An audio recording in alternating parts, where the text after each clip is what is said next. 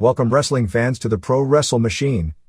From December 4, 2000, this is the Wrestling Observer newsletter. In this edition, we look at Ecw Turmoil, Wcw Mayhem review, more and more stories from around the wrestling world. December 4, 2000 Wrestling Observer newsletter. Ecw Turmoil, Wcw Mayhem review, more. By Dave Meltzer.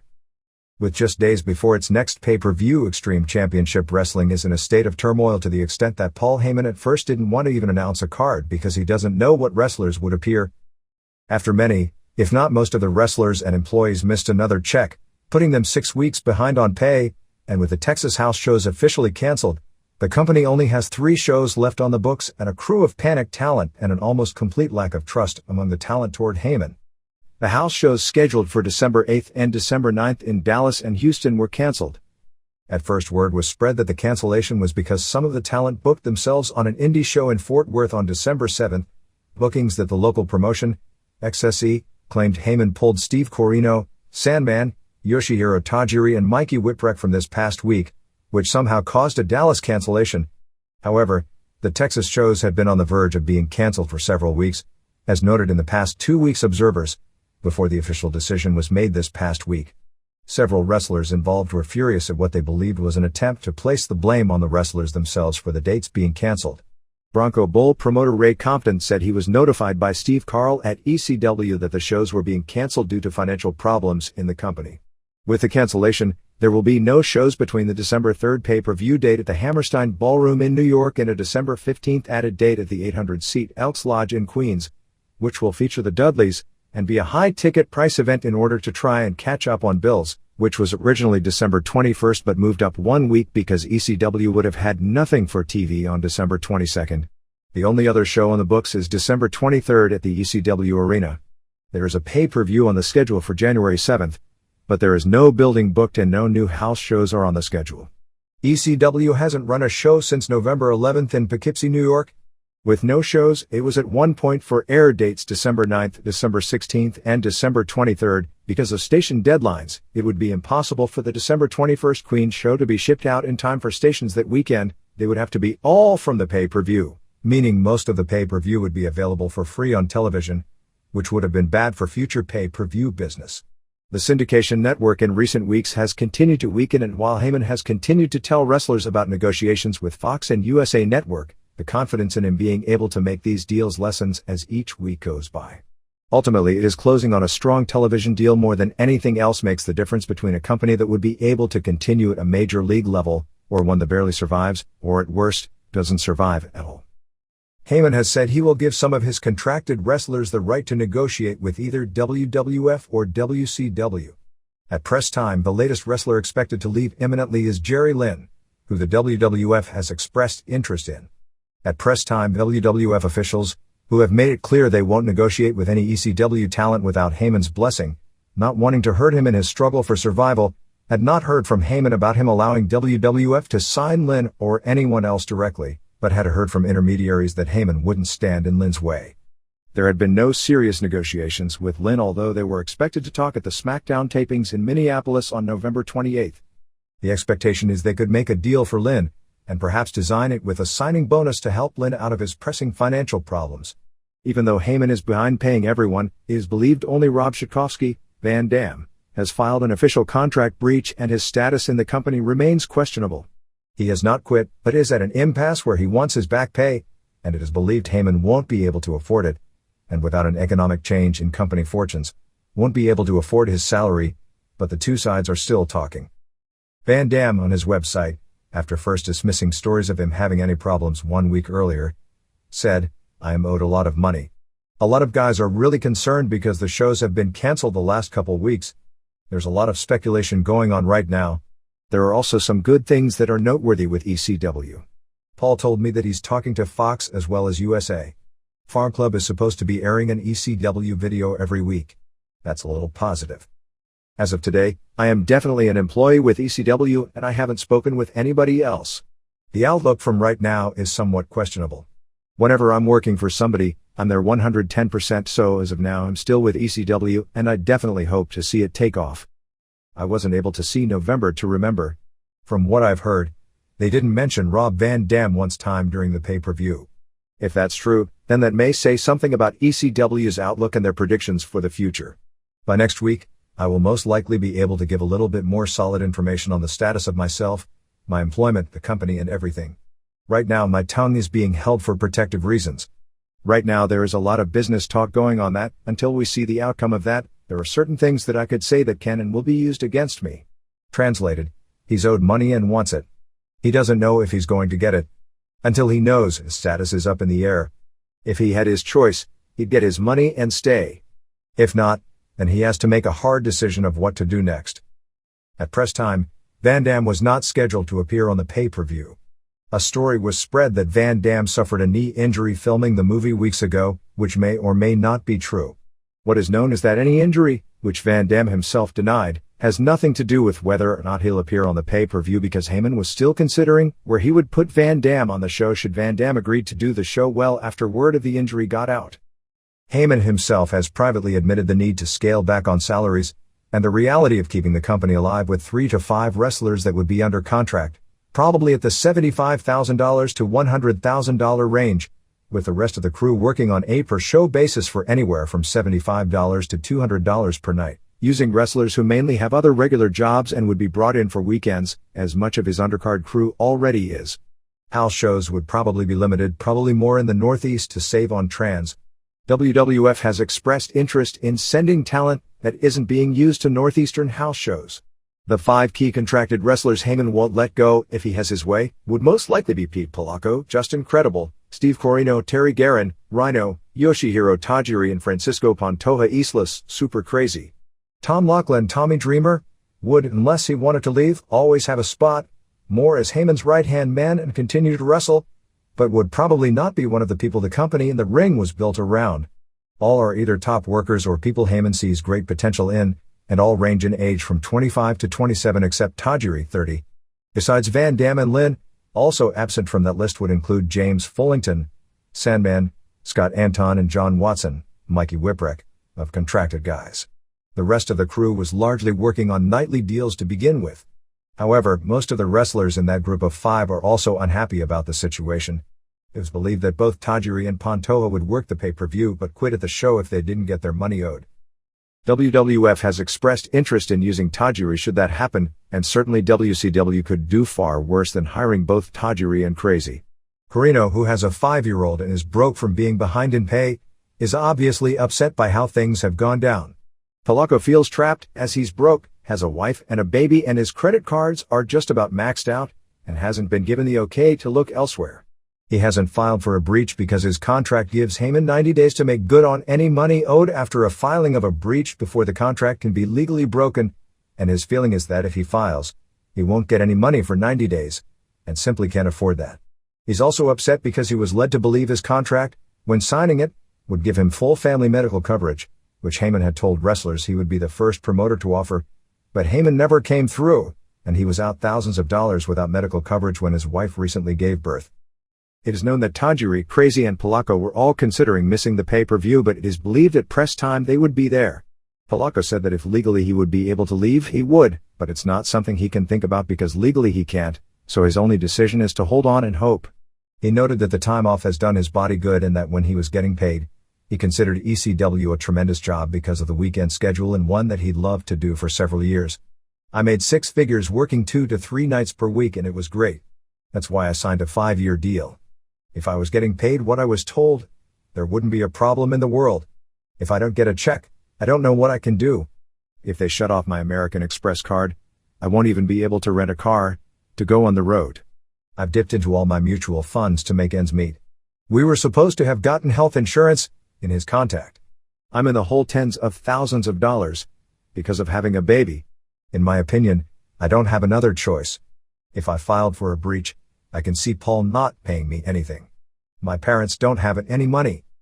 I thought of it, filing a breach, many times. I've been at the lawyer's office ready to do it.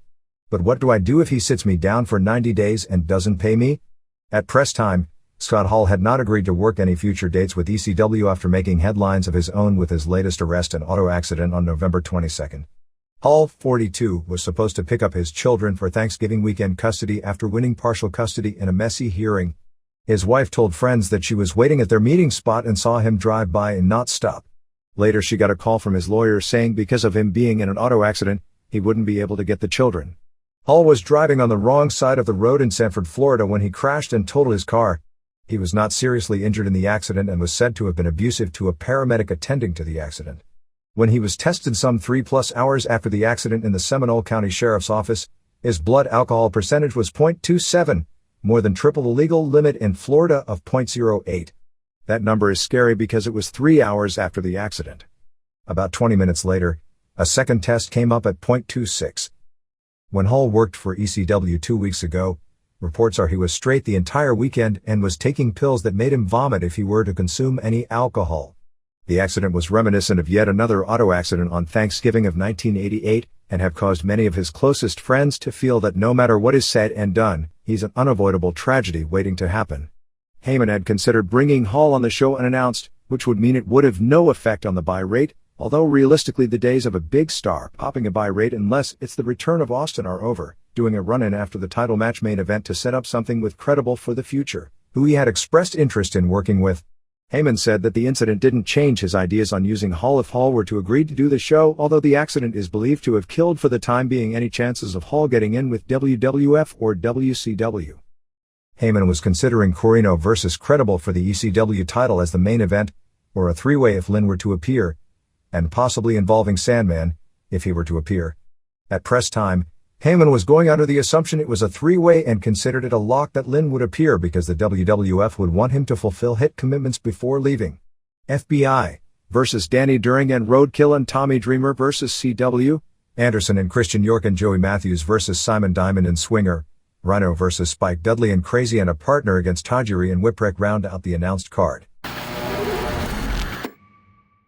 While people debate over Scott Steiner or Booker T as WCW champion, the reality still is that WCW has far more pressing issues than who is given the belt, because it has no hot programs, and can't be deluded into listening to decibel pops from tiny crowds into thinking any of its wrestlers are actually over. Steiner's title win over Booker T, relatively clean with a Steiner recliner, topped the November 27th Mayhem pay-per-view show from the U.S. Cellular Arena in Milwaukee. It was largely a subpar card, with a small and generally unresponsive crowd being burned out by too many matches and issues that make little sense and that don't capture anyone's imagination. Some injuries didn't help, and it also doesn't help when the wrestlers who put on the best match have been portrayed so negatively on television being booked as squash guys that when they do show their talents, the public simply sees it as filler. The bottom line numbers were that there were about 3,800 fans in the building, of which 2,871 paid $84,296 and another $16,305 in merchandise. Besides direction, the company needs an infusion of new talent. Since there is considered something of a hiring freeze, that's likely not going to happen. Not only new talent, but they need new talent being pushed to the top of the card. Even if the new talent isn't ready, they already blew it with Mike Awesome and Lance Storm, who no doubt fell victim to the classic WCW booking of dwelling on their shortcomings and why they can't headline, instead of their dwelling on their talents and giving them a chance to headline and see if it'll work before cutting their booking legs almost immediately. WCW has a chance to put together an angle to shake things up, if it does it correctly, and it is the ECW invasion angle, just under another name. Granted, decibel level of heat is often overrated, but on TV last week, the hottest issue was the Battledome guys against the WCW guys, simply because they were outsiders and it appeared to freshen up a stale product. The problem with that angle is there is no way to make it mean money or sustain it. An ECW invasion is hardly a savior angle. Bottom line is that most of the WCW fans won't even know who most of the guys coming in are, or will care right off the bat except for the hardcore fans, but as the Battledome angle showed, if it's presented as something that isn't supposed to happen and kept realistic, that is still excitement to the show. It's up to the booking to put them over and make them care, and that's by being put over established stars. Anyway, it's not going to happen because you don't make $1 million guys really put over guys working for $1,000 per night, although that's what would be needed to get anyone over at this point. People will shoot holes in it rather than try it. And jealousy will prevent them allowing it to be pushed to its optimum anyway. But they do have a window of opportunity, not to turn the company around, but at least to do something fresh that will be of minor interest, and there is nothing they can do with the NBTs that will qualify as either. The show opened with the fakest-looking throng of kids, all converging on Booker T for autographs. Steiner then showed up and refused to sign in. Ric Flair did a promo, taped before they went on the air, promising people a great show. Another time period they may have worked, but this crowd was standoffish from the start and didn't believe Flair. Then again, when you promise a great match involving Goldberg versus Luger, your credibility probably is going to be questioned. 1. Mike Sanders pinned Wcw Alan Funk in 750. All the NBTs came to ringside and were interfering freely, including a cool move where Mark Jindrak and Sean O'Haire did their double beel on Wcw over the top rope and into a power slam. This brought out Meng, along with Paisley coming back out with a Meng wig. If they spent more time at the booking meetings trying to come up with long-term scenarios and less on ideas like Paisley coming out with a Meng wig that nobody laughs at, they'd be a whole lot better off. Flair came out and told everyone except Paisley that they had to leave. From this point on, the two had a pretty decent match. They did a unique spot where Wcw did a running sunset flip into the ring and to the floor, but before the move was over, Sanders reversed it on the floor into a Hurricane Rana. Wcw attacked Sanders with Paisley's Meng wig to set up Paisley doing a handspring elbow. Right after that, Sanders got the pin with his 3.0, a form of a neckbreaker, the suddenness of which, coming with the face having a 2-on-1 advantage and still losing, which defies any logic, made Wcw look like another in the long line of impotent babyfaces not worthy of the crowd getting any emotional involvement in. 2 stars. Disco said he had a back injury and asked Chronic to take his place. He and Wright only had enough money to buy 7:30 of Chronic's time. They warned him at 7:31 of a match, they were history. 2. Shannon Moore and Shane Helms won a 3-way over Evan Karagias, Evan Kavagias, and Jamie Noble, James Howard, and Kaz Hayashi and Yun Yang in 10:53. Total show stealer. Hayashi and Helms in particular looked great. Helms used his X-Plex, a cross-armed German suplex debuted in the 80s by Lioness Asuka. Match had no heat, but what are you going to do? They did a multi-dive sequence, Moore with a flip dive, Karagias with a springboard plancha, Hayashi with a spin dive, Jang with a flip dive, and Noble did something that could best be described as a corkscrew quebrada. Leia Meow finished with a plancha onto everyone. Noble brought out a ladder, but they didn't do a lot with it. Helms went off Yang's shoulders with a splash onto Hayashi. They did a double pin spot that was messed up since Moore didn't kick out in time, but the ref held up on the count, which resulted in a lot of boos. Helms pinned Yang after a double team move with Moore in an airplane spin position. 3.5 stars. 3. Mancow pinned Jimmy Hart in 1:38. Have no idea why this was on pay-per-view.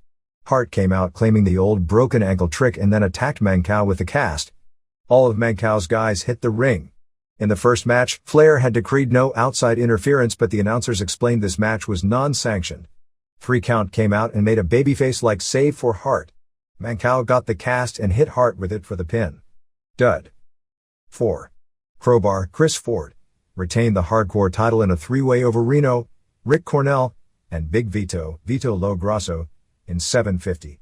Crowbar was at less than 100% as they said he pulled an abdominal muscle in the Thunder match. They used all the objects and brawled backstage. Match had no heat. Vito's sister Maria returned, now just called Marie. She was yelling at Reno. They'd now established that Reno used to date her. While this was going on, Crowbar hit Reno with a chair for the pin backstage. 1 star. 5. Rey Mysterio Jr., Oscar Gutierrez and Billy Kidman, Peter Gruner, won a strange match over Alex Wright and Chronic, Brian Adams and Brian Clark, in 7:46. Very little heat. Chronic didn't sell much for Mysterio Jr. and Kidman, but didn't embarrass them as badly as they did on Thunder. Conan was supposed to be in this match, but didn't arrive in time for the show since his mother suffered a stroke the previous afternoon. This would have only made it sillier as the face team at the end would have a 3-on-1 advantage. This was handled very clumsily on television, as rather than tell the truth, they acted as if Conan was going to arrive, which was probably the truth as they knew it at the time as he flew out and was expected to make it, but that he'd been partying too much the night before. It just tells the fans that if the wrestlers don't care enough to show up for the matches you pay $30 to see, why should you care enough to pay money to see them? The truth would have been understandable to everyone, except with the company's credibility problem, maybe they figured nobody would believe the story, and given all the things wrestlers tell management, maybe they didn't believe the story either. Chronic was supposed to walk out at 7:30, but instead left at the 6:11 mark. Nobody complained about it. Kidman pinned right after Mysterio Jr. came off the top with a leg drop to the groin. 1¼ stars. 6. Cat, Ernest Miller, pinned Shane Douglas. Troy Martin, in 8 minutes. Stevie Ray made fun of Douglas' pre-match promo getting no crowd reaction, which, while true, isn't something you'd want to do on camera. Cat, in an interview, said he'd leave the country and kiss Douglas' ass in the ring on his knees if he lost. Usually I'd say that guaranteed the result, but being WCW and the fact nobody believes the Stips, which was never referred to again, you couldn't tell. Ms. Jones again hit Douglas with a pretty good high kick. Cat attacked Mark Madden. This wasn't planned ahead of time, but Cat totally worked with Madden, not hurting him at all. It was another of those backstage jokes for the boys, which actually was more entertaining than watching Cat wrestle anyway. Douglas kicked out of the feliner. Tori Wilson attacked Jones, who didn't sell for her and made Wilson look bad. Douglas used a shot with a foreign object, but Cat made the ropes. Jones gave Cat a magic red shoe, and he kicked Douglas for the pin after Wilson tried to throw the chain in, but threw too high.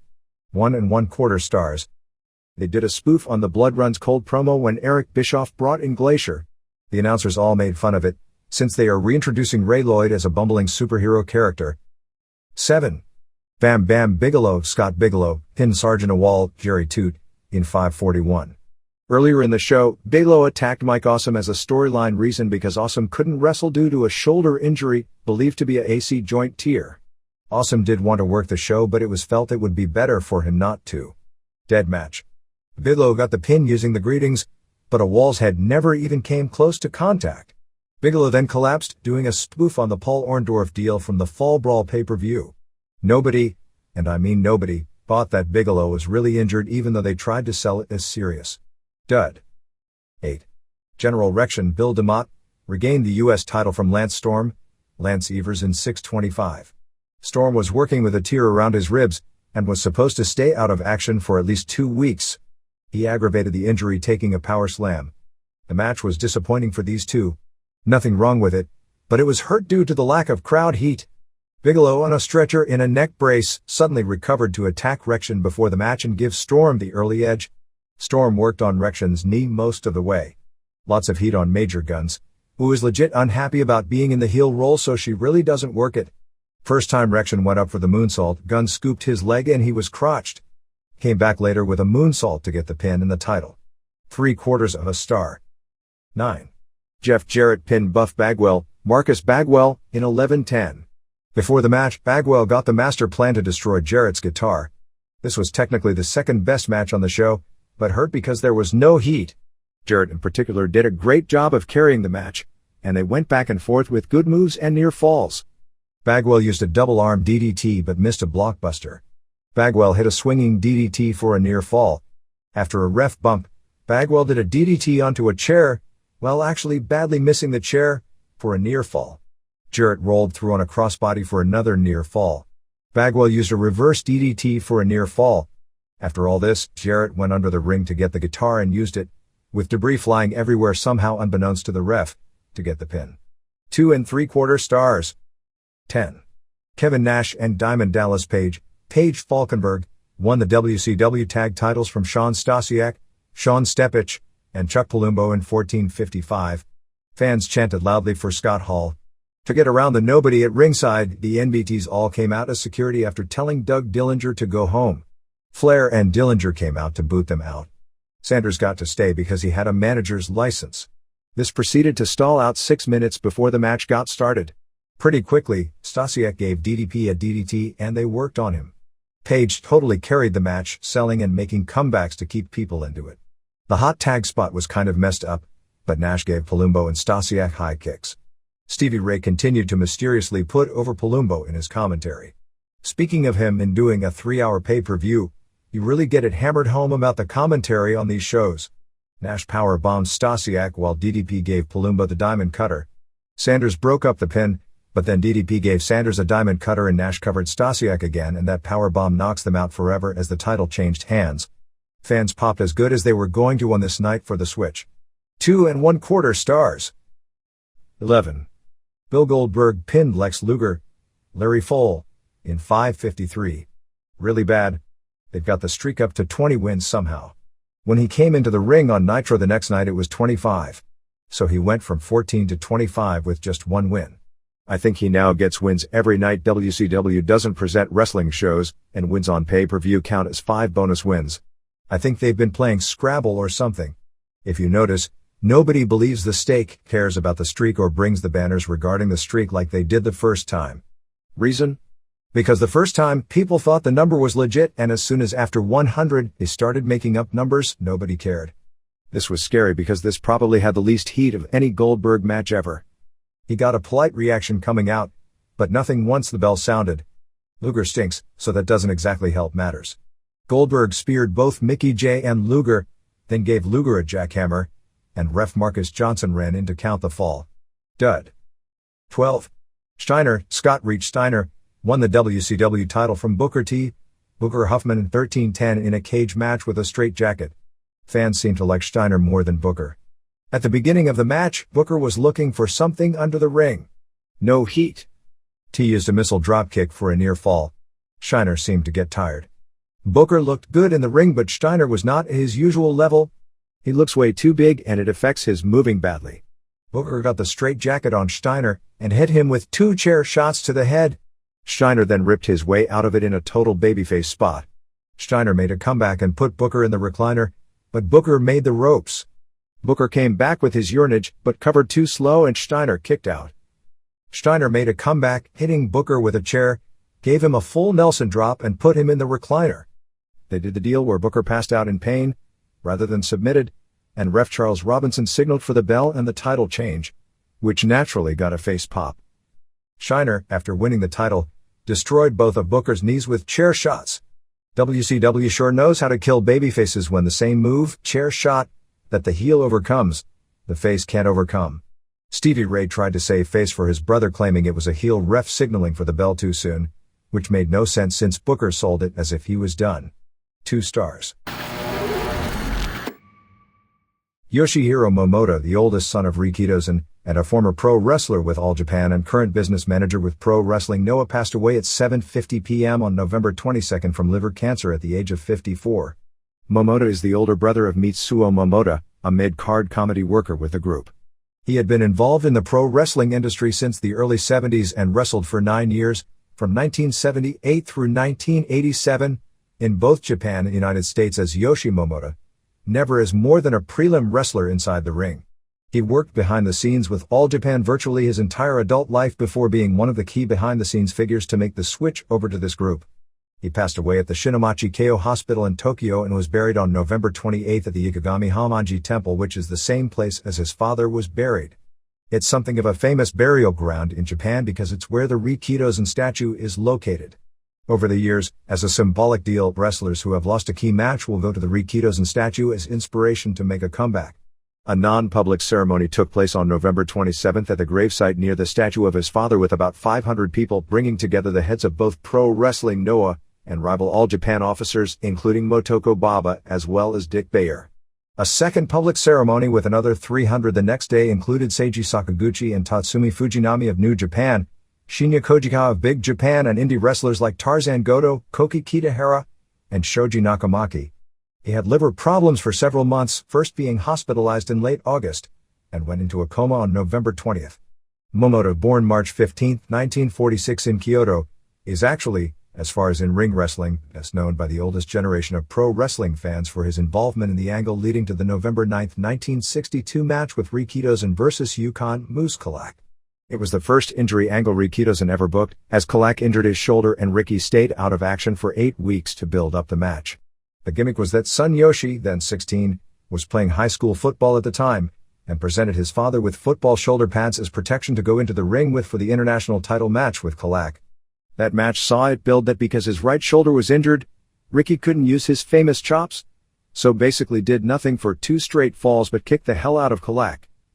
After graduating college a few years later, he ran the Rikidozan Pro Boxing Gymnasium, which included training a world champion, Takeshi Fuji from Hawaii.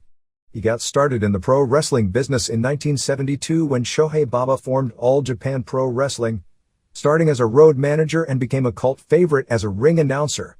From 1965 through 1977, it was traditional for both the JWA, and later, All Japan, to present a Rikitosen Memorial Show as the final big card of the year, being that his death was in December. On December 11, 1977, in one of the most famous matches in all Japan history, in the finals of the first real World Tag League with the Funks vs. Abdullah the Butcher and the Sheik, in an angle, Abdullah attacked Yoshi, sitting at ringside as ring announcer, and bloodied him up. This was the angle to lead to Yoshi leaving ring announcing and becoming an active wrestler, training under the Funks in Amarillo, and later wrestling for Bob Geigel in Kansas City and training under Sonny Myers and Pat O'Connor, who were famous rivals of his father, before returning to Japan in 1980 to form a tag team with younger brother Mitsuo, who had started wrestling back in 1970, as the first legitimate Japanese brothers tag team. He wrestled for several years, before returning to office work behind the scenes with All Japan. Mexico. It appears the pay-per-view main event on December 15 is Pero Aguayo vs. Cien Caras in a hair versus hair match. Aguayo is saying that win, lose or draw, it will be his final match ever at Arena Mexico. He and Onita both. They are talking about Ultimo Guerrero and Rey Bucanero defending the CMLL tag titles against Negro Casas and El Hijo del Santo as the semifinal. There is also talk of an Aguayo's hair versus El Hijo del Santo's mask match taking place on January 20th. The November 24th show at Arena Mexico was at the last minute advertised as Rayo de Jalisco Jr. Night, bringing his father in for a celebration. They had a mariachi celebration which ended with Los Hermanos Dinamita all attacking Rayo Jr. and Pero Aguayo and Villano 3 with guitars. This led to a 6-man tag as the main event, ending with a heel DQ when Universo ripped up Rayo's mask. Los Hermanos Dinamita continued with the beating until Villanos 4 and 5 made the save. Because the tribute was interrupted, they continued the Rayo Jr. tribute on the November 28th show at Arena Coliseo. Promociones de Mora drew about 3,000 fans on November 24th in Tijuana with a double main event of Gigante Silva and La Parca over Blue Panther and Apollo Dantes and Dr. Wagner Jr. and Scorpio Jr. and Rey Mysterio over Rey Mysterio Jr. and Nicho Psicosis via DQ. They also did an angle with boxer Eric Morales, who was talking about his upcoming fight on December 9th, when Damien and Halloween came out and said they were the true Tijuana idols and they did a pull-apart. Traditionally, the December 15th show at Arena Mexico would have been the end of the season and they wouldn't go back until February. January is a traditional slow month, so EMLL would move its big shows to the smaller Arena Coliseo. Because business is strong, they have Arena Mexico booked for both December 22nd and December 29th. The traditional Sunday night shows for December 24th and December 31st have been moved to Monday night shows on Christmas and New Year's night at Arena Coliseo. December 1st Arena Mexico is headlined by Los Villanos vs. Los Hermanos Dinamita. Again, I wondered, exactly what year are they booking for? Plus Gigante Silva and Pero Aguayo and Tarzan Boy, still as a face? Versus Dr. Wagner Jr. and Blue Panther and Black Warrior, as well as Negro Casas and Santo and Diabla versus Satanico and Ultimo Guerrero and Rey Bucanero. El Hijo del Diablo, who is Santo's leading rival in other parts of the country, beat Santo win the WWA welterweight title on November 23rd in Iguala. If the Tarzan Boy stuff isn't weird enough, this one could have only been booked by WCW. Cyclone Ramirez in the IWRG has been doing the gimmick where he refuses to tag in and help his time, doing the heel turn, for 13 consecutive matches in Now Calpon over 6 weeks. On the November 26th show, with Ramirez finally on the Rudo side, the first thing he did was turn on his heel partners, and he's back technico. Pierroth Jr. had a staph infection in his stomach, which is why he's been out of action for so long, and has lost so much weight. Juventud Guerrera returns to AAA after a 3+ year absence with shows this coming weekend. All Japan. Nippon TV aired a 1-hour special on the life of the late Tomomi Jumbo Tsuruta in prime time on November 26th. The show concentrated on an explanation of his death at a young age. It was explained that Tsuruta went to the Philippines to buy a donated liver for a transplant, and he died in the course of the transplant operation.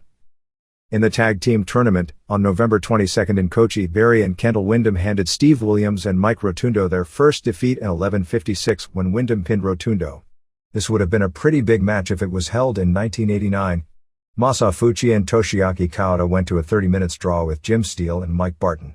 On November 25th at Korakuen Hall, Taiyo Kia and Johnny Smith beat Dan Crawford, who who is looking really bad on this tour, and Yoshiaki Fujiwara in 15:25 when Kia pinned Crawford and Kawada, and Fuchi beat Mitsuya Nagai and Masahito Kakihara in 23:21 when Kawada used the stretch plum on Nagai. November 27th in Niigata saw Kia and Smith over Kakihara and Nagai when Smith pinned Kakihara over the British Fall, reverse DDT, Scorpion Death Drop, Barton and Steel over Tenryu and Araya when Barton pinned Araya after a diamond cutter. With Ace leaving the company, Barton is now using the move. And Williams and Rotundo beat Kawada and Fuchi in 17:37 when Williams pinned Fuchi after the Oklahoma Stampede. Psicosis and Sedman will be on the January tour. It will be Psicosis' debut for this promotion. Pro Wrestling Noah. Mitsuharu Misawa returned from Hawaii and announced that Shinya Hashimoto would not be wrestling on the December 23 Ariake Coliseum show, but that they would be meeting about Hashimoto wrestling for the company in 2001. Misawa met with Hashimoto on November 24. Misawa told Hashimoto he would discuss the situation with the wrestlers on November 26 and give him an answer, but basically said it would be impossible for him to wrestle on the December 23 show, but it would be possible next year. The feeling among the wrestlers is that the December 23 show, as the company's biggest show, has to be the pure Noah product so that the publicity coming from the biggest show isn't diluted away by the story being Hashimoto's debut. Since they had already sold 6,000 tickets, which they considered good, not spectacular, but they're happy with the number, there was a feeling there is no need for Hashimoto's debut to overshadow the angles they had built up with Misawa vs. Vader and Kobashi vs. Akiyama. Misawa met with the wrestlers on November 26 for 50 minutes with the general feeling agreeing with Misawa that they didn't need him on the big show. On the December 23 show, there will be one interpromotional match as Masao Inoue and Namichi Fuji defend the Woo FMW tag titles against FMW's Koto Fuyuki and Tetsuhiro Kuroda, who turned heel as Fuyuki's partner on the November 28 FMW Korakuen Hall show. Next regular tour is December 2nd to December 15th. Biggest shows are December 8th in Sendai, Misawa and Ogawa vs. Amori and Takayama, Kobashi and Kikuchi vs. Akiyama and Shiga, and December 15th in Niigata, Misawa and Ogawa vs. Vader and Scorpio. New Japan. There is talk that Antonio Inoki wants to headline his December 31st Osaka Dome show with Takada vs. Keiji Muto, which would be a rematch of their famous October 9, 1995 IWGP title match which drew $6.1 million live, which was second to only Inoki's retirement show as the biggest live pro wrestling gate in history. Muto won the first and most famous match, Kato won the rematch and the title a few months later, which also sold out the Dome, making it the first matchup to sell two major stadium shows out in a row, and there hasn't been a third match. Naoya Ogawa won't be wrestling on the show because his finger is still messed up from the Masaaki Sadake match on October 31st. Tatsumi Fujinami talked about at one point doing Inoki and Fujinami as a team for nostalgia purposes. They were the New Japan main event tag team in the early 80s glory period, against Ogawa and Hashimoto, since Fujinami, unlike the rest of the New Japan hierarchy, is still on decent terms with Hashimoto. This is an Inoki show and not a New Japan card. The card won't end until after midnight because the big deal is that Inoki will do his Ishii, ni, Sanda catchphrase at midnight, which they are claiming is the turn of the century. Technically it is, even though everyone considered last year as the turn of the century. The G1 Tag Team Tournament will end up in a four-way playoff which took place on November 30th in Hiroshima. Scott Norton and Masahiro Chono, Hiroyoshi Tenzan, and Satoshi Kojima, Takashi Izukai and Yuji Nagata and Manabu Nakanishi and Yutaka Yoshi all finished with 4-2 records with round-robin action ending on November 28th. Kensuke Sasaki and Shiro Koshinaka and Jushin Liger and Super Strong Machine finished tied for 5th with 2-4 records, while Team 2000 Machines were in last place with a 1-5 record. Tag Team Tournament results for the week. November 22nd in Nagano before 2400 saw Manabu Nakanishi and Yutaka Yoshi over Jushin Liger and Super Strong Machine, and Hiroyoshi Tenzan and Satoshi Kojima over Yuji Nagata and Takashi Izuka. They are doing the gimmick where Tenzan and Kojima, current IWGP Tag Champs, can't get along, but generally keep winning. November 23rd in Kashima before 2500 had Yoshi and Nakanishi upsetting Chono and Norton when Yoshi used his reverse version of the figure 4 for a submission on Chono, and Sasaki and Koshinaka over Tenzan and Kojima when Koshinaka pinned Tenzan after a powerbomb, with Tenzan and Kojima continuing to tease a split. November 24th at Korakuen Hall before a sellout 1905 saw Nagata and Izuka over Team 2000 Machines. Liger and SS Machine over Koshinaka and Sasaki when Liger pinned Koshinaka after La Magistral and Tenzan and Kojima beat Norton and Chono in a battle of Team 2000 when Tenzan pinned Norton after a moonsault. November 26 in Kyoto before 6000 saw Nagata and Iizuka beat Machine and Liger when Nagata pinned Machine, Kojima and Tenzan over Yoshi and Nakanishi when Tenzan pinned Yoshi after the Tenzan Tombstone Driver and Chono and Norton beat Koshinaka and Sasaki when Norton pinned Sasaki after a lariat. November 27 in Matsue saw Yoshi and Nakanishi over Team 2000 Machines and Kojima and Tenzan over Liger and SS Machine. This left both Kojima and Tenzan and Yoshi and Nakanishi with 4-2 records going into November 28, so Iizuka and Nagata on the final night needed a win over Sasaki and Koshinaka while Norton and Chono on the final night needed a win over Team 2000 Machines to also finish at 4-2 and go into a playoff on the November 30th finals in Hiroshima. In Tottori on November 28, Iizuka and Nagata beat Sasaki and Koshinaka in 22-24 when Iizuka choked out Koshinaka, and Chono and Norton beat Team 2000 Machines. Somewhere over the past week or so, Michiyoshi Ohara's partner on Team 2000 Machine Under the Hood switched from Super J to Tatsutoshi Goto. November 11th TV was a collection of edited matches from various cities. They showed highlights of the interpromotional matches from the All Japan House show in Nagoya last month. Johnny Smith pinned Ohara with a reverse DDT. People were really into the match, and all the submissions. It appeared to be really good as a technical match. Kojima and Goto beat Steve Williams and Nobutaka Araya after Kojima pinned Araya after Goto's back suplex and Kojima's diamond cutter and lariat. Araya has a cool fat man moonsault. Also had a lot of heat but nothing special as a match. Kawada and Fuchi and Koshinaka beat Tenzan and Chono and Hiro Saito in the main event. It had very good heat, particularly for Kawada versus Chono. It also seemed good. Kawada pinned Saito with a power bomb in the main event. They aired Nakanishi and Nagata and Brian Johnston over Don Frye and Norton and Chono.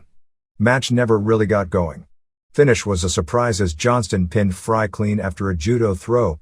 Finish got a big pop just because Frye did the clean job to someone they didn't expect would beat him. In a really good match, Minoru Tanaka and Koji Kanemoto beat Dr. Wagner Jr. and Tatsuhiro Takaiwa when Tanaka made Wagner submit to a heel hook. Match was in the 3 3/4 stars range. Everyone looked good, but Kanemoto in particular. Frye and Norton and Goto beat Sasaki and Osamu Kido and Kenzo Suzuki when Frye beat Suzuki with a punch and choke. Nothing special. Norton looked bad, especially in there with Suzuki. Main event was Chono and Tenzan and Kojima over Nakanishi and Nagata and Yoshi.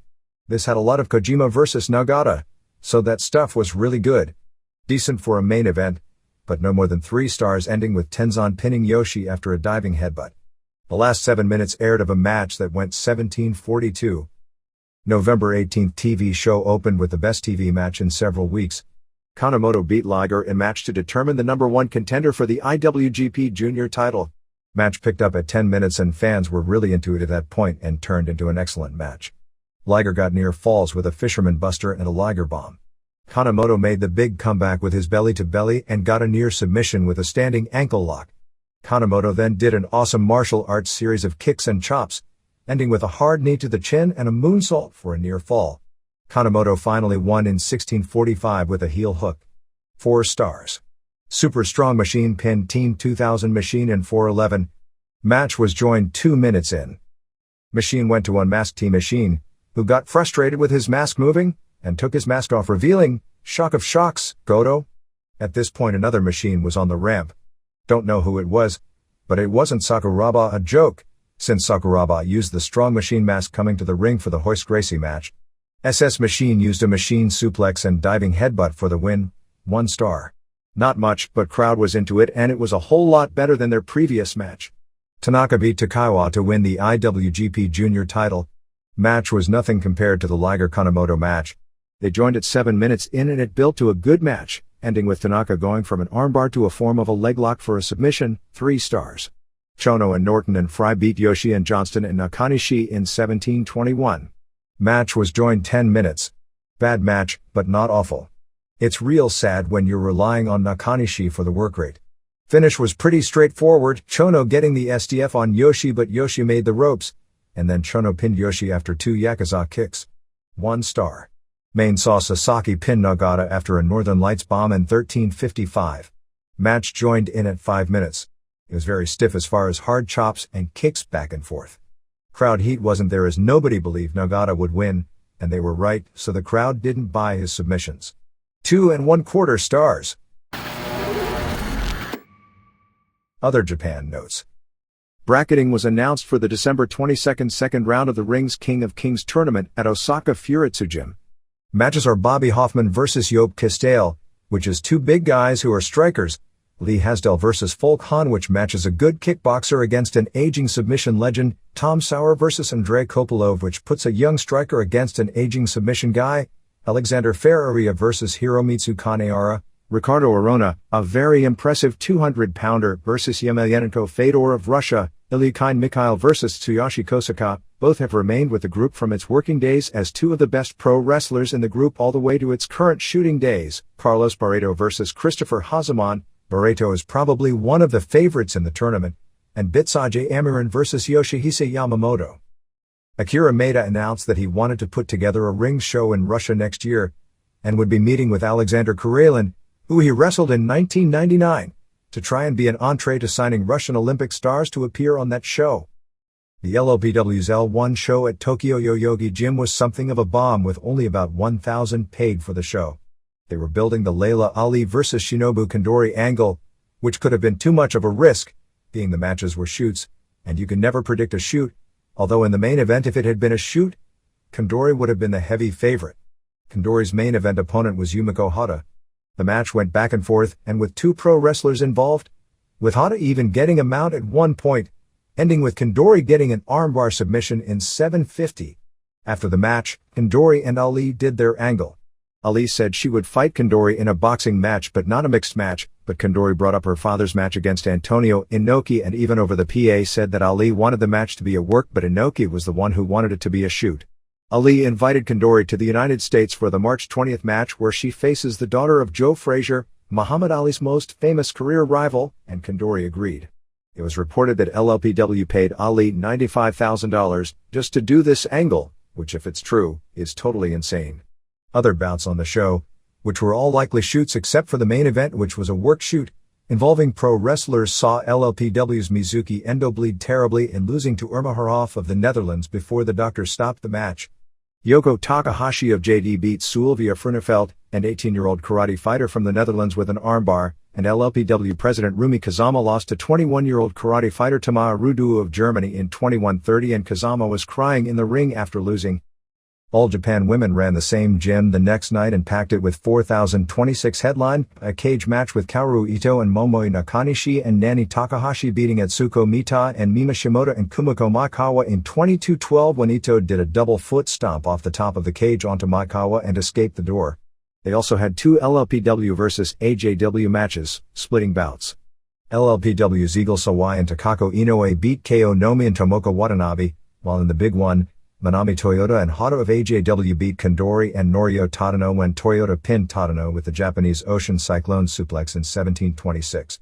They also had two amateur wrestling rules shoot matches, including current women's amateur world champion at 123 pounds, 20-year-old Seiko Yamamoto, facing AJW's Miho Waikazawa. Yamamoto said she didn't want to go into pro wrestling because she's waiting for women's wrestling to be introduced into the Olympics, 2004. Before going pro, which is the same deal with Kyoko Hamaguchi, another remaining-time world champion whose father was a big-name pro wrestler in Japan. They did a match where Yamamoto couldn't do a takedown for 3 minutes, but after that was over, she immediately took Waikazawa down and pinned her in 3:51 while another amateur women's star, Ari Suzuki, beat AJW newcomer Mika Nishio in 2:38 of the second round. Seiko is the younger sister of many-time world champion Miyu Yamamoto, who was part of the 1994 Women's Tokyo Dome show doing an amateur match against a woman from France. The show airs December 17th on the Fuji Network.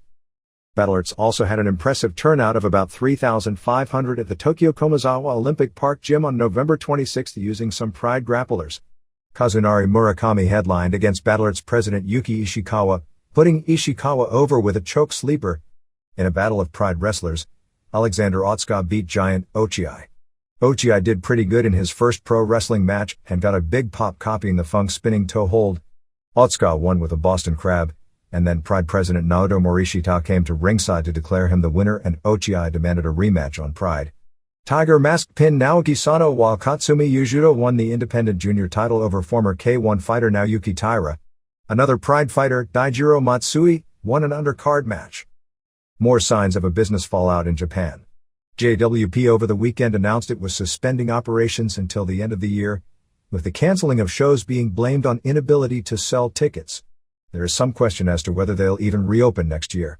JWP in various incarnations has closed down before and returned.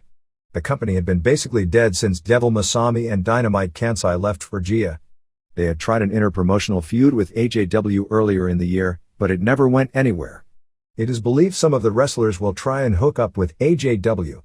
At the November 21st CMLL Japan show at Korakuen Hall, promoters Kakao Planning announced there would be no more tours and the company would be closing its office in January. The Korakuen Hall date only drew about 500 fans, and some of the spot shows were drawing closer to 100. Ricky Marvin was apparently injured on the tour, but it must not have been that serious since he was wrestling this weekend in Mexico. Lismark Jr. was praised on the tour while Mr. Kakao was said to have looked really bad, even spending long periods of time catching his breath under the ring and sitting in the corner during the match. Akira Hokuto and Mayumi Ozaki won the GIA tournament to challenge for the tag team titles held by Sugar Sato and Sonoko Kato on December 17th, beating Chigusa Nagayo and Meiko Satomura on November 26th in Osaka. Jaguar Yokota 39, the first of the Japanese women wrestlers who was better than the men, and currently a TV wrestling newscaster with Samurai TV, did a one-day comeback on November 26th beating rookie Ayano Amori on the JD show at the Ariake Coliseum. Atsushi Onita's Dai Productions has Differ Ariake booked for a New Year's Eve show which will last past midnight.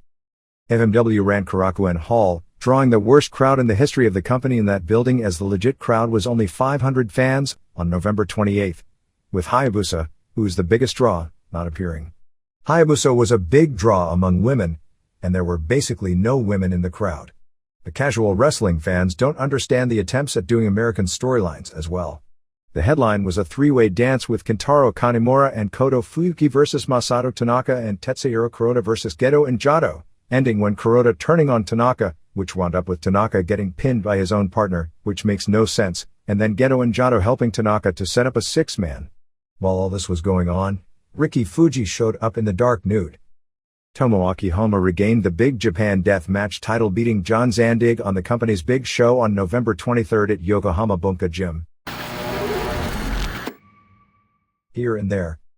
The XPW show scheduled for December 3rd with a six-man tag involving Atsushi Onita and Sabu on opposite sides in the explosive barbed wire match was cancelled. That makes at least the fourth promotion, WWF, ECW, CZW and now XPW, to negotiate with Onita for an explosive barbed wire match. Except for WWF, all the groups started work on it as Onita did an ECW angle with Sandman which was never followed up on, while CZW and XPW actually announced dates and matches, both of which ended up being cancelled for a number of reasons with fingers point to deflect the blame.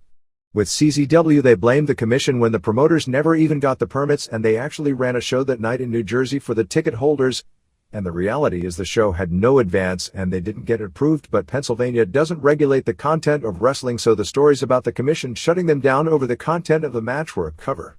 XPW had its reasons, apparently the new arena not being ready being among them, but there was no buzz among the public.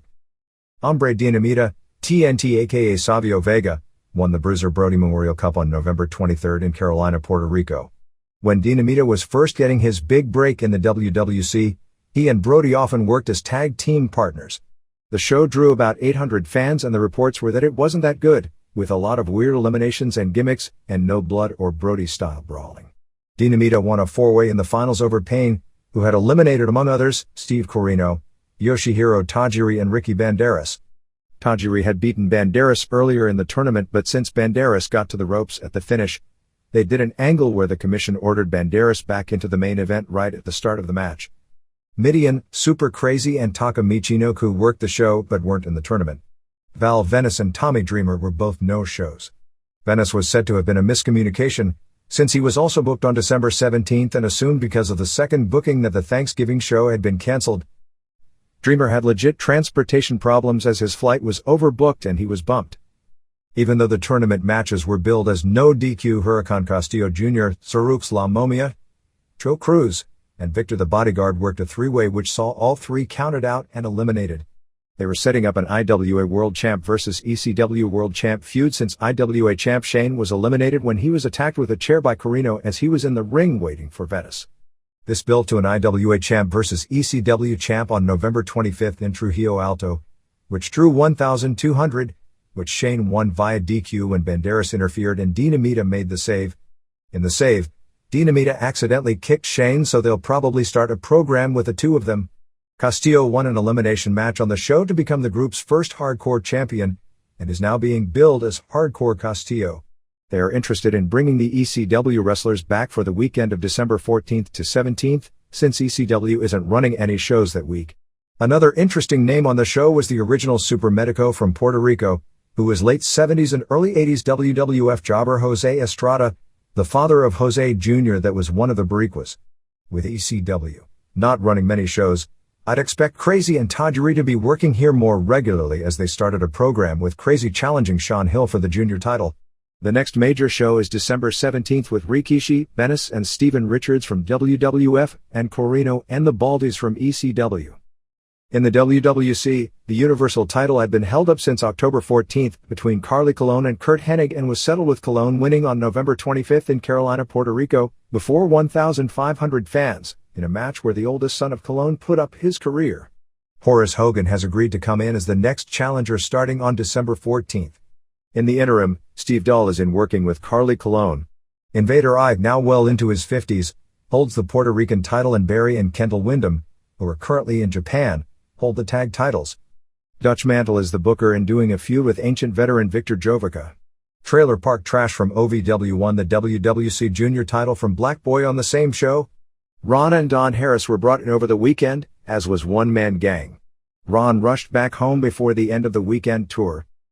Ruben Hizar, who wrestled under the name Eddie Sullivan, a journeyman wrestler in the late 60s and the 70s who wrestled mainly in Alabama and Arizona and had several Japan tours, passed away on November 24th from a heart attack brought on by complications from kidney dialysis. He had been in poor health for several years, having lost the function of both of his kidneys. The age we had listed for him was 59, but that isn't confirmed. Sullivan and Rip Tyler held the Gulf Coast Tag Team title and was as holding the Gulf Coast Heavyweight title for Lee Hatfield's promotion based out of Mobile in the 70s. Domestically, the biggest title he and Tyler held were the U.S. Tag Team titles in Oklahoma for Leroy McGurk in 1973, winning them from the Hollywood Blondes, Buddy Roberts / Freebirds and Jerry Brown, and losing to Dennis Stamp, Beyond the Mat, and Dewey Robertson, later missing link. He wrestled for Japan Pro Wrestling in 1969 for the year-end tour and was given a major push behind Harley Race, Danny Hodge and Apache Bull Ramos, but ahead of both Johnny Walker, later famous as Mr. Wrestling 2, and Buddy Austin, so he got a lot of main events 6-man tags. When New Japan Pro Wrestling started in 1972, they were blocked from booking NWA talent, because the NWA sided first with the JWA and later with All Japan when the Funks convinced Sam Mushnick to affiliate with Shohei Baba. Because New Japan had no big-name foreign talent, Sullivan and Tyler, then working for a non-NWA promotion run by Dean Silverstone in Washington, were booked into the company as part of a grab-bag list of talent that's sent in by Carl Gotch, and with the thin talent, were able to come in as main eventers, but only worked one early New Japan tour. That fame led to their best run in 1976-77 for the old Ecw promotion, where they feuded with Mighty Inoue and Great Kusatsu over the tag titles, including holding them for a few days in 1976. Hizar was a wrestling fan from the age of 3, and used to travel 70 miles every Monday night growing up from his home in Buckeye, Arizona to Phoenix to see the weekly wrestling shows. He started wrestling in the mid-60s out of Phoenix, when Mike DiBiase, Ted's stepfather, promoted the city as part of the Amarillo territory, and wrestled in the Southwest under his real name underneath before going into Mobile for promoter Rocky McGuire in 1967. McGuire didn't like his real name, and changed it to Eddie Sullivan, saying that he had never had anyone with a Spanish name that could draw in the territory. He met Rip Tyler in Pensacola, Florida, and they teamed together for much of the next 15 years, working mainly in the South but also worked in Washington and Oklahoma. He wrestled into the early 80s for World Organization Wrestling out of Pensacola and Ron Fuller's Southeastern Wrestling, but only on a sporadic basis, before moving back to Arizona and operating a trucking company. He also wrestled in Tennessee in 1968 as part of a tag team called the Mighty Yankees under a mask with Frank Morrell, holding that area's World Tag Team and Southern Tag Team titles. Ecw drew one of the best indie crowds of the year with 1,471 paid at the November 25th Battle at the Bob in Newark, Delaware. Many of the top indie wrestlers from around the country came in for the show, as well as WWF announcers Michael Cole, as the host, and Kevin Kelly, who works for the promotion as the heel manager. Steve Bradley defended his Southern title from the MCW group in a three-way over Inferno and Simon Diamond, with Dawn Marie.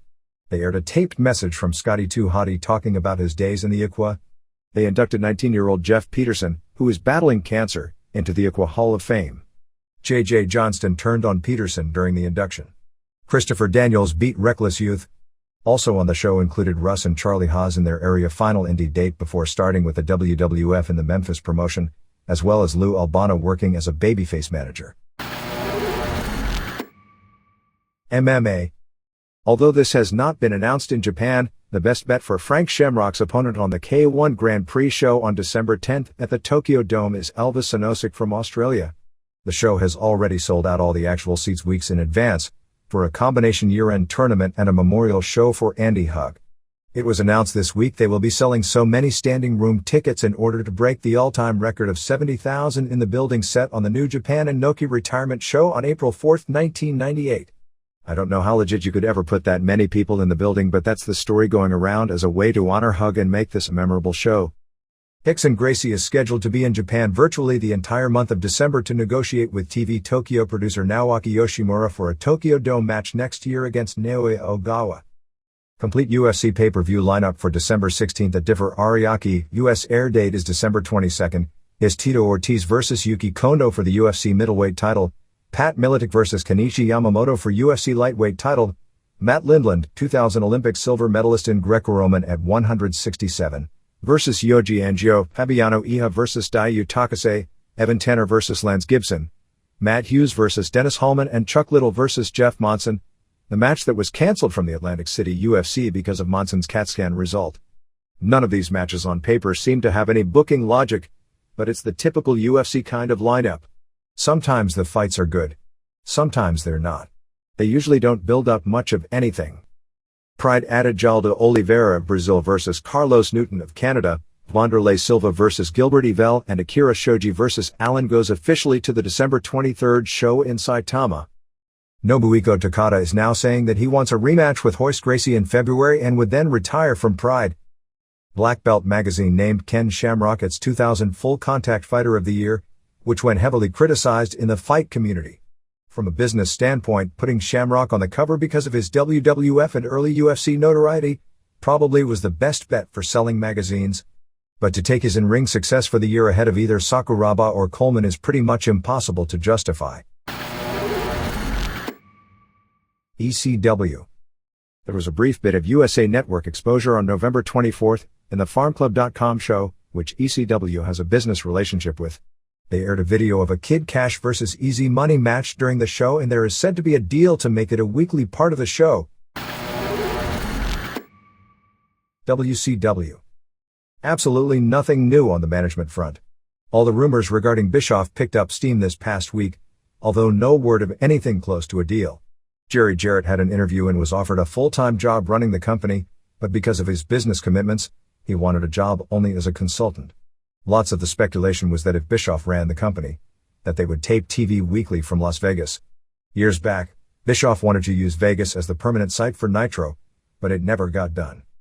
Tentative lineup for Starrcade on December 17th in Washington, D.C. is Steiner vs. Vicious for the WCW title, Goldberg vs. Luger in a rematch of that less-than-classic battle at Mayhem, Page and Nash vs. Chronic vs. Stasiak and Palumbo for the tag titles, Rection vs. Douglas for U.S. title, Awesome vs. Bigelow, Conan and Mysterio Jr. and Kidman vs. Jarrett and Harris Twins, and Cat vs. Storm. Apparently the decision is to keep Flair out of the ring for a while longer as commissioner, since the original booking idea was for Flair vs. Jarrett at Mayhem, which was then moved to Starrcade because Flair's shoulder wasn't 100%, and now won't be happening there either. The original lineup had Conan vs. Jarrett, but it was switched to a six-man, believed to be at Jarrett's request. The plan was to break up the FAs probably this past week, which may still happen, with Kidman turning on Ray to set up a feud over the Cruiserweight title, but it has been delayed until at least after Starrcade because of the change in the card. It's become the same situation with Ed Ferrara, because the wrestlers don't see him as having any authority and the top guys are complaining and getting to change his stuff around. Booker T will be out of action for a while as he's scheduled for another knee operation. He also legit cracked his sternum taking that full Nelson drop right before the finish of the pay-per-view match with Steiner. The knee injury was arthroscopic, so he'll likely be back in February. Nitro on November 27th in Rockford, Illinois was a weak show overall, with a horrible main event and more questionable booking. Show opened with a mock presidential press conference and Jarrett hitting a guy with a guitar. They tried to put over the pay-per-view from the previous night. There was no mention of the 3-count match that stole the show. In WWF, when an undercard match steals the show, they put it over on Raw. Sometimes huge. Edge and Christian, Dudleys and Hardys have all been elevated from prelim guys to major league somebodies coming off hot pay-per-view matches that were pushed as classics the next night on television. Instead, most of the guys were made to look bad with no mention of how good they had just looked. Cajun and Loco beat Moore and Helms in a good action match. Noble and Karagias came out. Karagias botched up a ladder spot on Moore, but Loco pinned Moore after a brainbuster. Skipper was hitting on Ms. Jones until Cat came out. Cat is so unbelievably hilarious. Too bad he has to ruin it by wrestling. Storm hit Cat from behind with a chair shot. This was a double-edged sword since it was to the head. It was good he didn't do the usual chair shot to the head because wrestling, for the sake of protecting brains, would be best served to get away from them. The bad news is, compared with what fans expect, T was such a bad chair shot. Wish they'd just go hard to the upper back. Madden as announcer kept doing 1970s superstar Billy Graham feel the power of the superstar promos putting over Steiner. I think he did credit Graham somewhere with them. Steiner came out for the first of many interviews. Flair came out and put him over and said he was flying in an opponent for Starrcade. Steiner said there was nobody, since Goldberg was afraid, since Goldberg didn't respond, that just makes him seem weak, and Sting and Booker were injured, and said that he used to beat up Austin when he worked in WCW, and that Rock didn't have the balls to come in. Flair said his opponent was the same level of wrestler as Rock and Austin. Poor Rick's nose is going to be growing a lot if he keeps the commissioner's role. When they said that Booker may never wrestle again, the fans cheered. Now that was sad. Stevie Ray came out and put up his career against the title. Flair told him not to. Good advice, which he didn't listen to, unfortunately, given what the match turned into. Disco went to Chronic for help, but they blew him off. MIA did an interview. Loco thought he was in the WWF as he repeated a catchphrase from the old Nation of Domination, by any means necessary. Young Yang beat Storm in a surprise when Cat kicked a chair somewhere almost near the vicinity of Storm's face to set up the pin. A little sloppy. Storm was said to be hurting. Storm yelled at Duggan for not stopping Cat from interfering. The plan is to get Duggan out of the group because he's not happy in it, to the point he's been mocking the role at some of the shows and taped his mouth up on an interview to show he's being not allowed to say what he wants. Boogie Nights got the Harris twins to be their APAs with a few drinks and sandwiches. Luger did an interview saying he should have beaten Goldberg via DQ, and thus, Goldberg should have to retire. Jimmy Hart challenged any DJ. Crowd groaned as this was being played. Jarrett did an interview in the FAs threw eggs at him. Actually, they were ice cubes pretending to be eggs. Vito yelled at Marie, but when he turned his back, Reno put the moves back on her. Wright and Ron Harris beat Noble and Karagias when Don interfered and they gave Noble the H-bomb.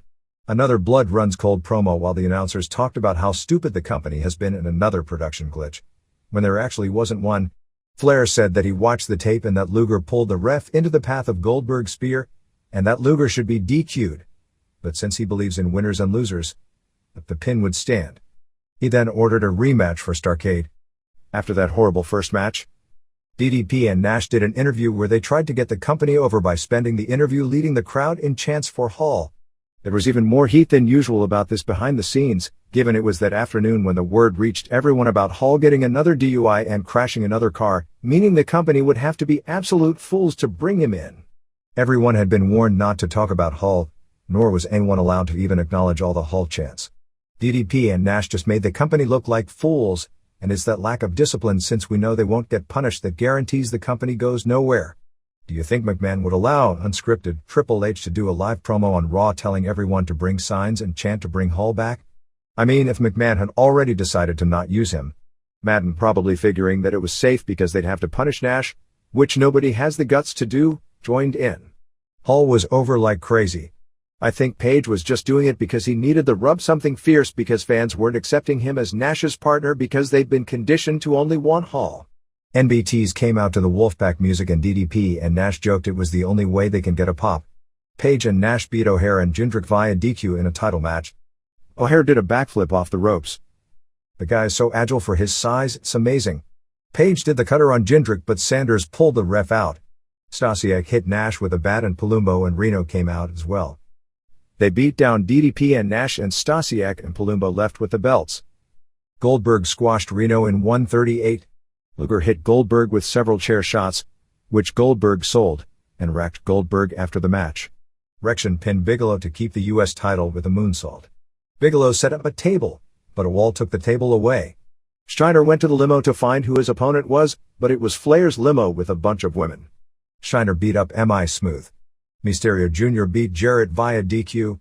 It was originally booked as Mysterio Jr. winning via pinfall, but it was changed. I can't say who complained to change it because I don't know. This was so stupid, because it's 4-on-1 with the faces interfering in front of the ref.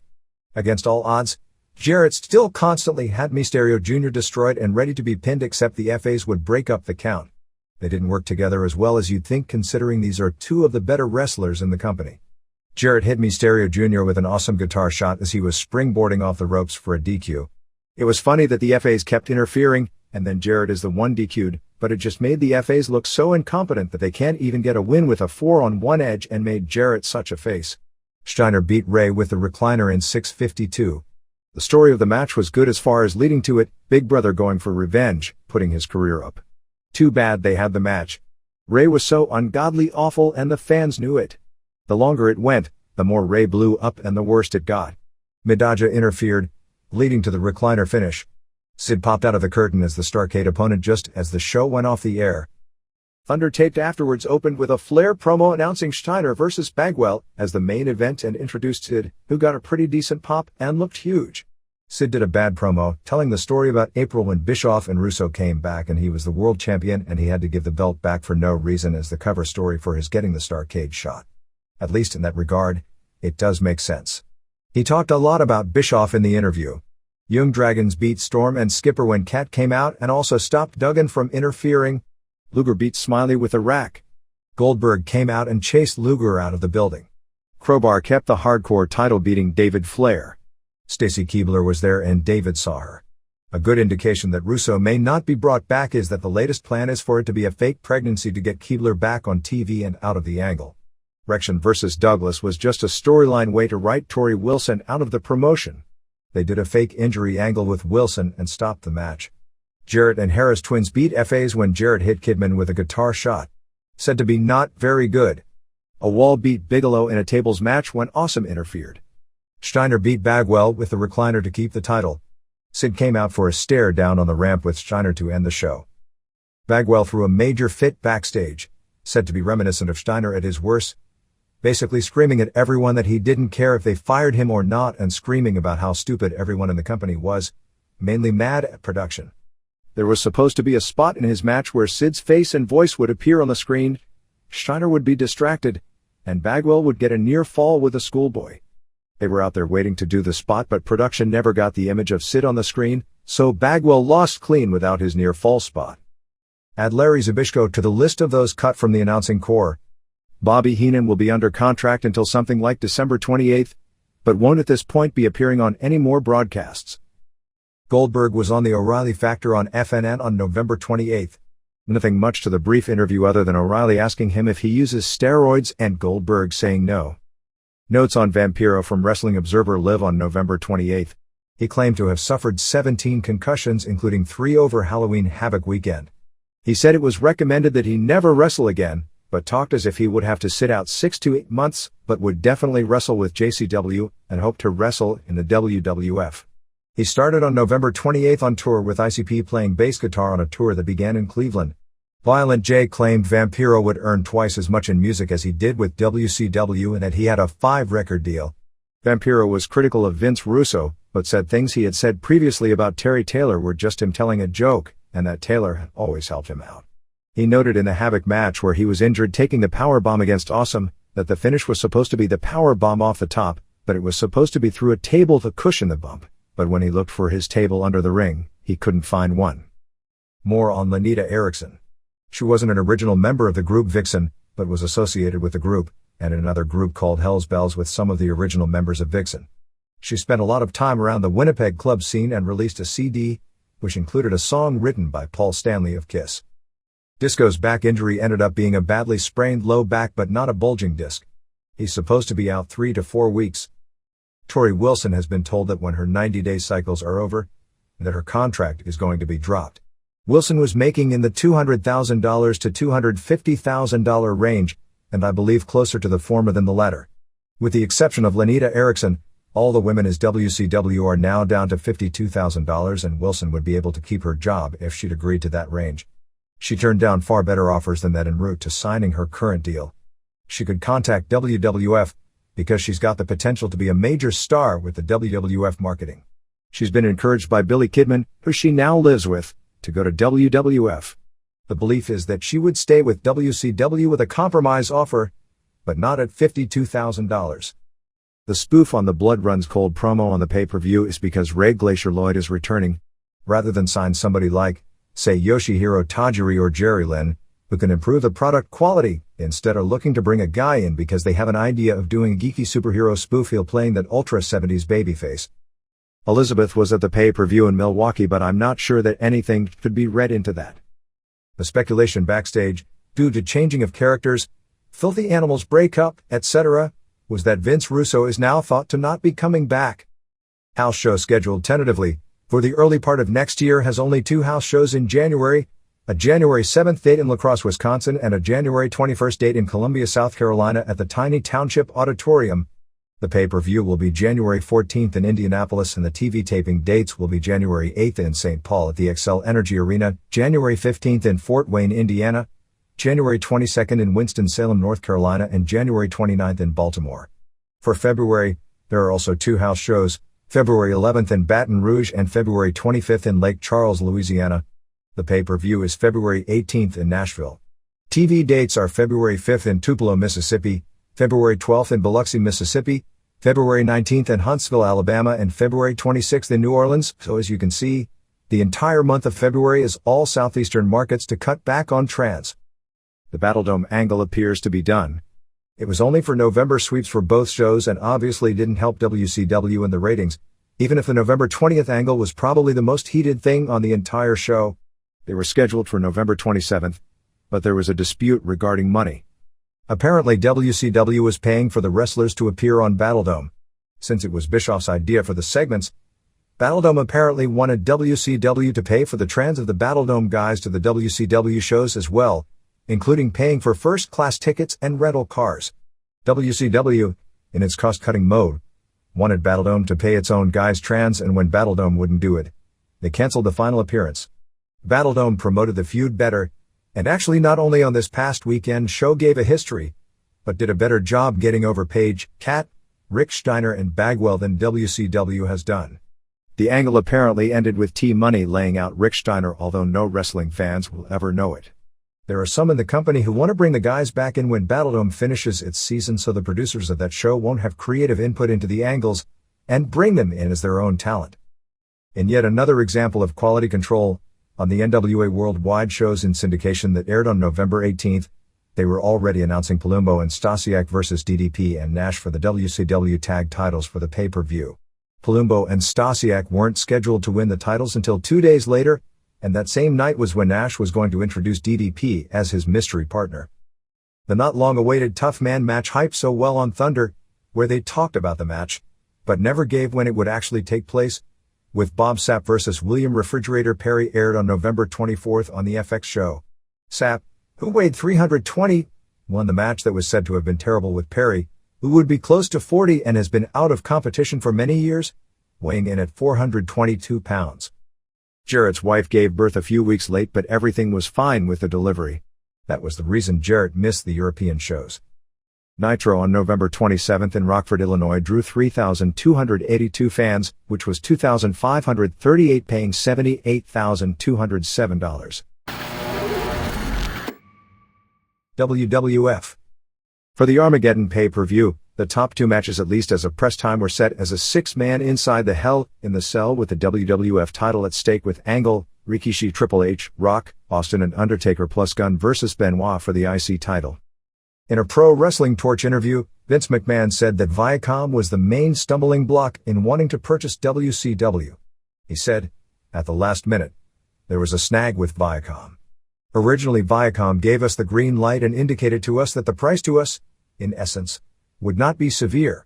So we began negotiations in earnest and good faith with the Turner people and had really good negotiations, and I have a good appreciation for that. Then, unfortunately, at the last minute, out of the clear blue, Viacom's price became astronomical. From there everything broke down because it didn't make any sense for us to purse that kind of give back." He said if it wasn't for that, the deal would have been made. Raw on November 27th at Iowa State University in Ames, Iowa. It was your basic formula Raw. Overall good. Angle opened with an interview, which led to Foley and Deborah coming out. This was one of those McMahon messages. The clean-cut guy who preaches sports and what wrestling should be is actually the biggest phony of all. That's this week's subliminal message. Foley told Angle that Stephanie is the reason he's been winning, which is funny, since Angle almost never wins. Angle said Stephanie has been gone for a month and he's still champion. He said he didn't need her, and when she showed up, he'd tell her he didn't need her. What a hell of a payoff after 1 year of building an Angle. The good thing is the interview was kept to 10 minutes. Crash and Hardcore and Molly Holly beat TNA and Stratus when Test gave Albert that devastating high kick and Hardcore pinned him after a drop kick. Angle invited Kane over for Christmas. Next thing you know, Kane was attacking Undertaker again while ENC and Angle laughed. They plugged Rock's appearance on DAG for the next night. Kind of like when I watched Nitro last week and saw them plug Nash's appearance on Nikki. Oh, forget it. Angle thought he was getting out of his match with Undertaker, but instead Foley booked him against Austin. Gunn pinned Guerrero to keep the IC with the Cobra Clutch suplex. Chyna wasn't with Gunn. Apparently they are splitting the two up. They had no chemistry together to begin with, so it was the right move. Gunn always seems to get lost, and this was no exception. Saturn and Malenko both tried to interfere, but Gunn overcame the odds to win. In WCW, they'd book it with the heel in that predicament overcoming the odds to win, and then wonder why none of the faces are over. Finally, after the match, Benoit came in and pounded on Gunn. Rock beat Rikishi via DQ quickly when Angle interfered and gave Rock an Olympic slam. Rikishi sat on Rock after the match. Regal was at WWF New York and shoved a guy's face into ribs for eating with poor manners. Regal could barely keep a straight face. Malenko was hitting on Lita. She's a little young for him and didn't take him seriously. Benoit slammed the door on her head and said she's just another broad. Radicals beat up Hardys. Undertaker beat Kane via DQ when ENC and Angle interfered. It only went 4-12, but was pretty bad and seemed a lot longer. Road Dogg and Quick earned a title shot the next night, beating Venice and Richards when Quick countered a superplex and pinned Richards. Tiger Ali and Lowdown tried to get in. Foley and Deborah were mad at them for ruining that horrible Thanksgiving skit and ordered Singh vs. Blackman. Hardys and Jericho beat Benoit and Malenko and Saturn in a very good match when Jericho beat Malenko clean with the walls. After the bout, Guerrero joined in, as did Terry. Benoit put Jericho in the crossface, Saturn did a knee drop off the top on Matt, and Eddie gave Jeff a frog splash. Blackman beat Singh to keep the Hardcore title in what was mainly a destruction with a kendo stick off the top. Rock attacked ENC and Angle. Foley threw everyone out of the building. Angle wanted to be thrown out so he wouldn't have to defend against Austin, but no such luck. Austin beat Angle in 9-14 via DQ after a stutter when Triple H interfered for the DQ. By this point, that heel run in DQ was becoming a little too common a theme. Lots of heat. Austin made Angle look a lot better than any of the top guys have so far, although Angle himself actually had better matches with Rock. Fans were popping for all the 80s pro wrestling. Stephanie was out at the finish. Triple H was beating on Austin while Angle disappeared, so as not to confuse the spotlight from Triple H. Does that guy ever miss a trick? Triple H laid Austin out with a neckbreaker on a chair to end the show. Tapings on November 28th at the Target Center in Minneapolis. For Heat, Lowdown, who now wear turbans, beat Dudley's clean doing their double-team finisher. Benoit did an interview mocking all the champs in the WWF. Finally, Gunn came out and offered him an IC shot. They ended up with a pull-apart. Test pinned Snow and Crash, and Molly beat Venice and Ivory when Molly pinned Ivory to set up a women's title match, maybe on the pay-per-view or TV. Malenko and Saturn and Guerrero beat Hardys and Lita when Guerrero gave Lita a frog splash and Malenko pinned her. Foley did an interview with the Hell in the Cell participants. Everyone came out and did their catchphrases while Triple H mocks Angle by bringing Stephanie out and rubbing the 1-year anniversary in his face. That Hell in the Cell is going to be very difficult. 6 guys in a match is hard enough. Putting them in a cage with the confines makes it only harder. Making it Hell in the Cell makes it worse, because Hell in the Cell constitutes a bump off the top of the cage as far as fans' expectations, and it's not worth the risk. I'm betting on this one being the show where the buy rate falls a little. Goodfather and Buchanan over Dog and Quick in a tag title match when Ivory interfered, hitting Quick with the title belt and Buchanan pinned him. I don't understand this constant beat the new guy. You'd think the new guy needs credibility and doesn't have any at this point to give. Regal beat 2 Hottie T keep European title. Kane and Benoit beat Gunn and Jericho clean when Benoit made Gunn tap to the crossface. Somebody near the top actually tapped to the crossface. Lowdown and Singh beat Dudleys and Blackman when Blackman was put through the table to lose. Bob Holly beat Raven in a hardcore match. Went in the hall, in a closet, in the bathroom, and outside. Bob hit Raven with a stop sign and pinned him on the sidewalk. Undertaker and Rock beat ENC and Angle when Undertaker pinned Angle clean with a last ride. We received a report that they taped a segment with Vince McMahon laying on the ground bleeding. A clarification on payoff figures for WWF wrestlers.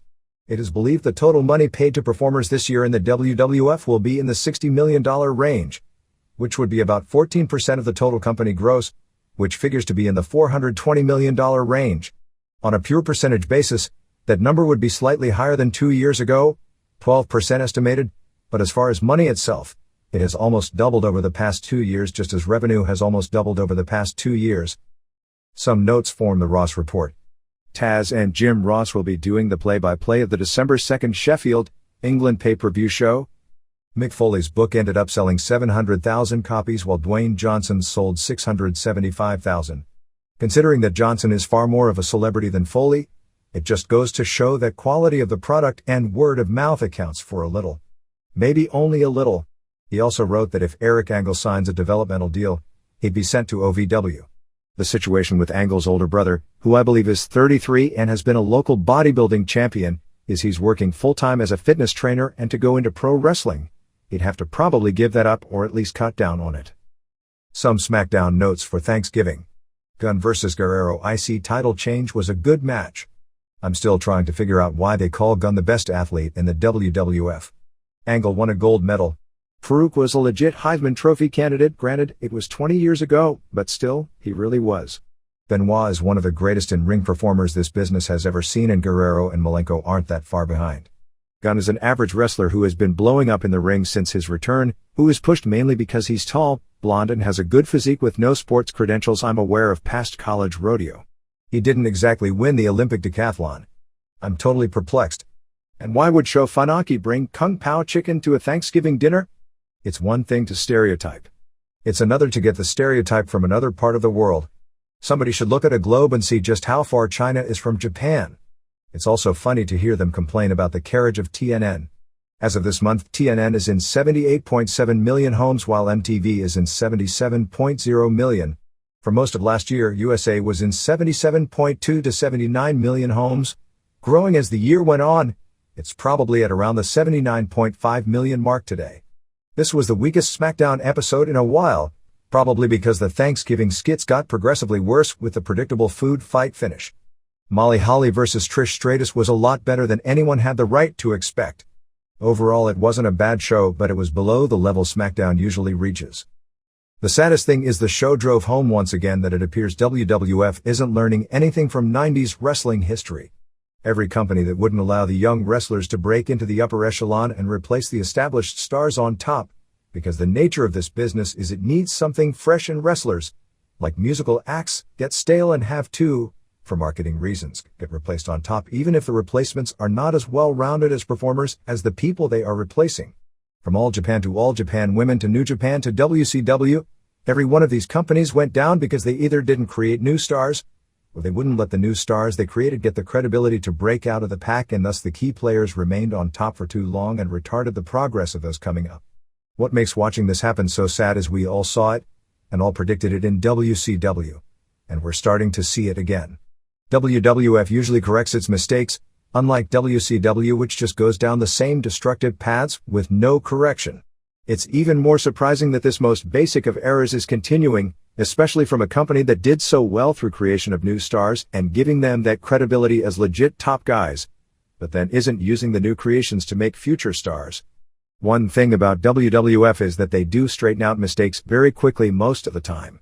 Usually this problem points to the featured stars having too much booking power, which also hasn't proven in the long run to be good for most companies where this has happened. February 25th No Way Out pay-per-view has been moved from Orlando, Florida to Las Vegas. Stephanie McMahon has denied all stories about being in a movie in a lead role next year. She said that nobody has even contacted her about such a role in the first place and she's never read for a role. For some reason there is a feud between Regal and Tom Billington that nobody knows the cause of, and it seems to be a big misunderstanding. It started when Billington was watching WCW Worldwide and Scott Hudson, not knowing any better, started talking about Regal being from the famous Wigan School of Wrestling and was calling him the greatest graduate of the legendary Snake Pit, the Submission Academy that both Carl Gotch and Dynamite Kid came from. Hudson talked about Wigan being from the toughest part of London. Actually, it's 300 miles away from London. Billington, watching the TV, was furious because Regal was never from the Wigan School and started telling people Regal was a phony for claiming it. To the best of our knowledge, in all of Regal's interviews, he himself has never claimed to have been trained at the Snake Pit. Raw was viewed in the UK by 320,000 viewers while Nitro was viewed by 120,000. No other wrestling shows made the ratings lists. Wrestling numbers in the UK have steadily declined since the end of the summer. Former WWF performer Nicole Bass is suffering from pancreatitis, rushed to the hospital on November 25th, and in very rough shape in intensive care at press time. SmackDown tapings on November 21st in Fort Lauderdale, Florida drew 10,533, paying $323,976. The sellout streak in Chicago that dated back to 14 straight shows going into this past weekend and back to 1997 ended with the November 25th house show at the Allstate Arena, which ended up drawing 16,661 fans, paying $491,915, which was 802 shy of capacity. That hardly constitutes an unsuccessful show, but as a comparison point, it did break a record dating back more than 3 years and a record that is going to be very difficult to equal, at least for that city.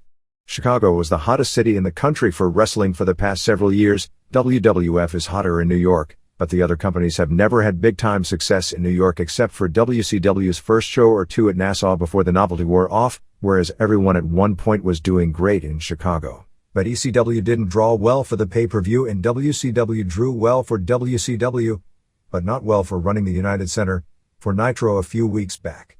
The November 26th house show in Omaha drew 9,008, paying $279,619. Raw on November 27th in Ames, Iowa drew 8,858, paying $301,520. We don't have merchandise from Ames, but the other three shows averaged $7.58 per head. Chicago house show was headlined by Austin and Undertaker over Rikishi and Benoit, with Austin pinning Benoit after the stunner. Malenko also did a run-in and got choke slammed by Undertaker for his trouble. In the title match, Angle pinned Jericho when Kane interfered and choke slammed Jericho. Road Dogg was still doing the DX Suck It ring entrance on the road, and even though it made no sense as far as television affiliation, they used Molly Holly as manager for Too Cool on the road to offset Stratus with TNA. Omaha was basically the same show match for match as Chicago.